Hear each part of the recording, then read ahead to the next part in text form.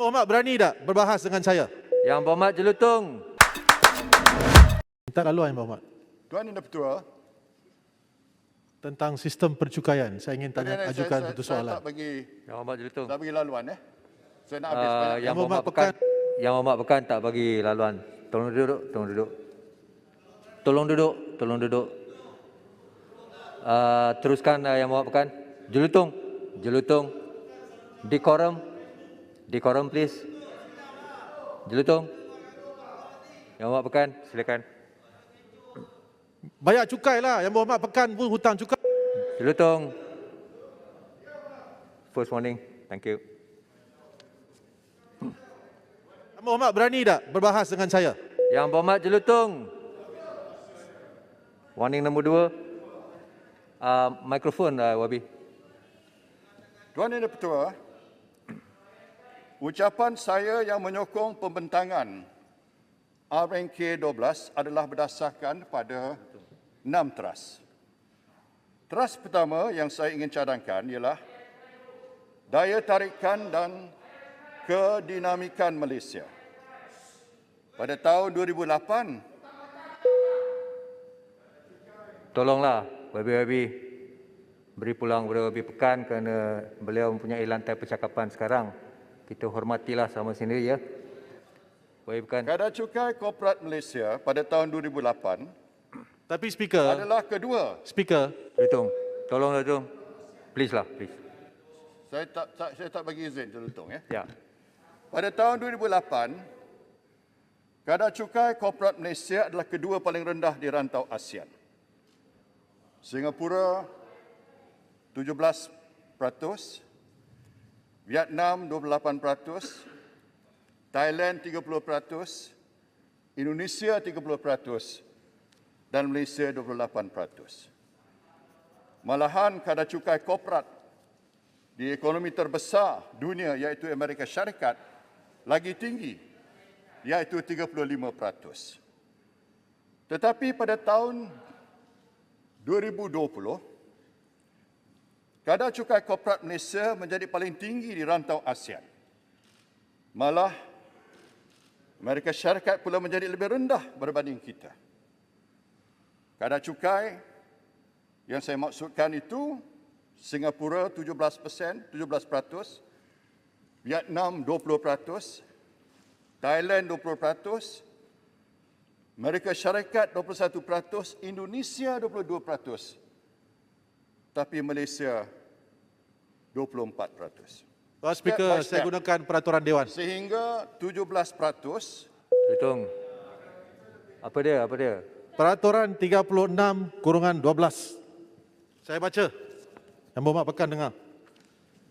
Mana-mana ahli yang mengeluarkan kenyataan yang mengelirukan Dewan adalah disifatkan menghina majlis. Apa yang mengelirukan? Penjelasan saya, SST, GST membebankan rakyat.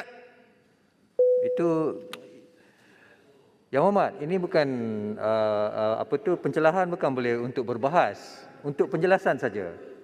Dan Yang Berhormat Pekan tak bagi laluan pun. Daripada speaker, Ya. adakah kita boleh benarkan Yang Berhormat Pekan terus berbahas mengatakan bahawa percukaian GST itu adalah baik? Itu pendapat beliau. Itu pendapat beliau. Duduk. Jelutong, tolonglah. Jangan buang masa. Yang Berhormat Pekan tolong teruskan. Adakah kita dengar? Pucung. Pucung pula. Jelutong, tolong. Pucung kena 2-3 kali daripada saya. Maaf, Jelutong sebenarnya. Yang Berhormat Pekan, silakan.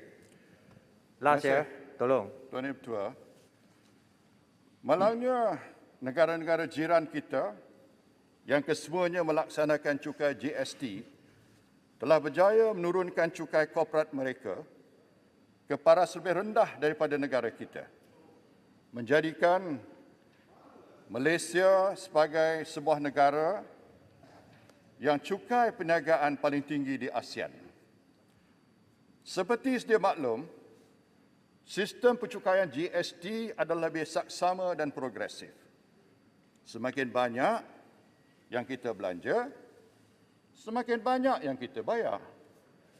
hasil daripada cukai GST ini mampu memberi ruang kepada kerajaan untuk mengurangkan cukai korporat dan cukai pendapatan peribadi ataupun personal income tax. Tuan Yang Di-Pertua, antara pertimbangan utama bagi pelabur asing memilih destinasi pelaburan mereka iaitu saiz pasaran domestik, infrastruktur negara dan kadar cukai korporat antara faktor-faktornya. Dari segi infrastruktur negara, Malaysia masih mantap dengan projek-projek infra rakyat, masih berjalan dan semakin hampir selesai yang akan memastikan kelebihan infrastruktur negara terjamin. Akan tetapi, adakah pelabur-pelabur asing ini memilih Malaysia memandangkan saiz pasaran domestik kita lebih kecil, tetapi pada masa yang sama, cukai korporat kita pula tertinggi di kalangan negara-negara ASEAN ketika ini.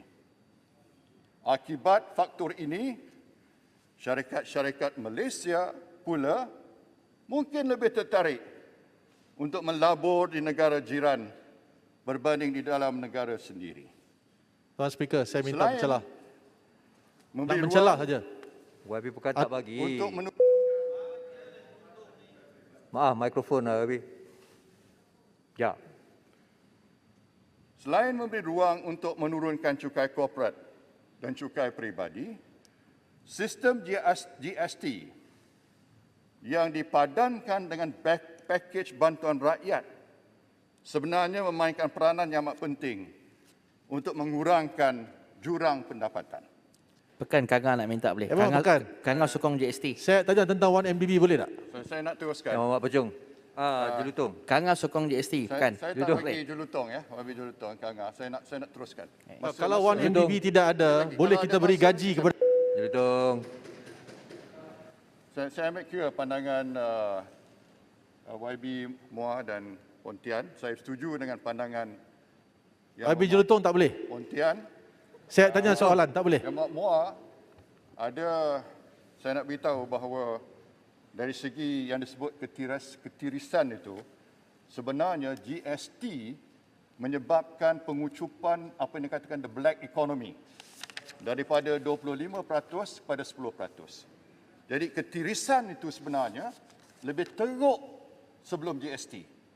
Dan sebab itulah GST memberi manfaat pada negara dan kepada rakyat.